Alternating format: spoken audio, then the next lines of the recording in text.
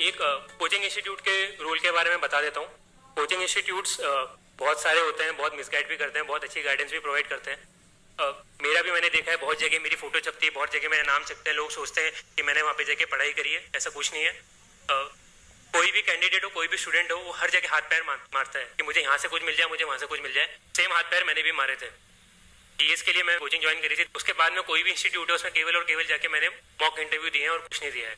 Mock interview मैंने इसलिए दिए क्योंकि मैंने ऑनलाइन कहीं पे देख लिया, मेरे को लगा अच्छा इंटरव्यू ले रहे हैं तो जाके दे देता हूँ।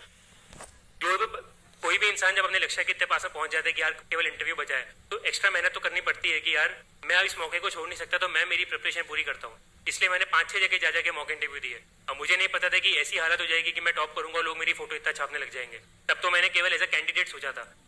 अब मुझे बस उस बात का थोड़ा दुख है कि लोग मेरी फोटो को छाप छाप के लोगों को मिसगाइड करते हैं, बोलते हैं कि हमारा स्टूडेंट है, हमारे यहाँ पे पढ़ा है। अभी भी इवन आफ्टर रिजल्ट कई लोग मेरे को बुला रहे हैं कि सर आप प्लीज फेलिसिटेशन में आ जाइए।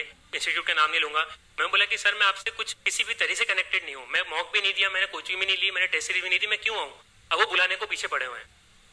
अब ये आपको दिखाता है कि उनका केवल और केवल एक इंटेंशन है कि मैं उनके प्लेटफॉर्म पे एक बार आ जाऊं, मैं मेरी वहां पे शक्ल दिखा दूं, तो उनका मेरे को देख के अगर 200 लोग भी आ जाए, उनके 1 लाख की फीस भी होगी, तो उनका तो 2 करोड़ का काम हो चुका है, उनका कितना बड़ा इन्वेस्टमेंट आ चुका है। तो प्लीज इस बात को समझिए कि वो करते हैं। यहाँ पर मैं आया हूँ, जितेंद्र सर का जो प्लेटफॉर्म है वो केवल खुद भी, इवन दो ये खुद को कोचिंग इंस्टीट्यूट बोलते हैं, बट वो लोगों को खुद आके बोलते हैं कि ये लोग सफिशिएंट नहीं है। ये तो केवल आपको गाइड करना बता देंगे, आपको मेहनत करनी पड़ेगी, आपको पेपर पे लिख के दे देंगे ये सब पढ़ो, पढ़ना आपको जाकर खुद को है।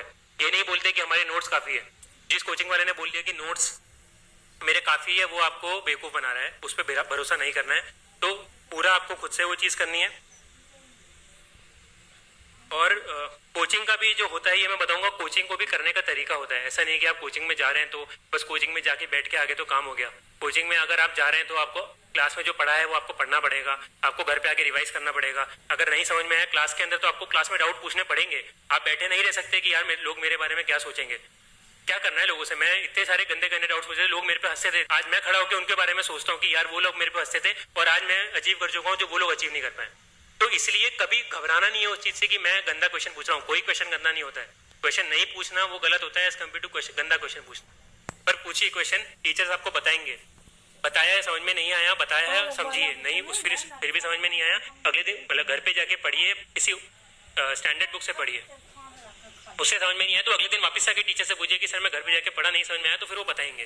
पर वो मेहनत आपको करनी पड़ेगी। वो आपको सीधे नहीं बताएंगे कि ये एक लाइन पढ़ा दी, ये लाइन याद कर लेना, एग्जाम में जाके एज इट इज लिख देना। वो आपको जरूरी है वो चीज समझना, कोचिंग को भी कैसे यूटिलाइज करना है कि मैं यहाँ पर आया हूँ तो मैं इसको पूरा यूटिलाइज करूंगा। अगर मैंने एक्स अमाउंट पैसा डाला है तो मेरे को 2x टाइम्स उससे वैल्यू मिलनी भी चाहिए। यहाँ पे तो अमाउंट की बात भी नहीं है। यहाँ पे जितेंद्र सर बहुत इजीली बता रहे हैं, जो भी गाइडेंस प्रोवाइड करने की कोशिश कर रहे हैं। बट उस पर डिपेंड मत होइए, यही मैं बोलूंगा। जाके वो जो भी गाइडेंस मिल रही है वो सर आपको केवल एक दिशा दिखा देंगे कि ये कर लो। जो सर ने बोला वो व्हाइट बॉल की बात होती है, वो बताएंगे कि ऐसा एक्शन चेंज करोगे तो व्हाइट बॉल नहीं डलेंगी। पर वो बॉलर को खुद को आके भाग के प्रैक्टिस कर करके अपनी वो करेक्शन करना पड़ेगा, व्हाइट नहीं हो स्टंप पे बॉल जाए। वो बॉलर आप ही हैं। और एक कोचिंग वर्ड के बारे में बताऊंगा। कोचिंग वर्ड का मतलब अगर आप समझते हैं, यहाँ पे वैसे तो लोग सबको टीचर बोलते हैं, बट कोच जो वर्ड है, कोचिंग जो वर्ड है, उसका टीचिंग से बहुत बड़ा डिफरेंस होता है। टीचिंग होता है जो आपको पढ़ा रहे हैं, जो आपको समझा रहे हैं। कोचिंग का मतलब होता है आपको बहुत चीजें आती हैं, उसके ऊपर आपको बस निखार कर रहे हैं, आपकी कमियां बता रहे हैं, ऐसे ऐसे कर लो। अगर Virat Kohli as a batsman उसको खेलना नहीं आ रहा है तो रवि शास्त्री के पास जाके नहीं बोलेगा कि सर मेरी टेक्निक में क्या गलती है।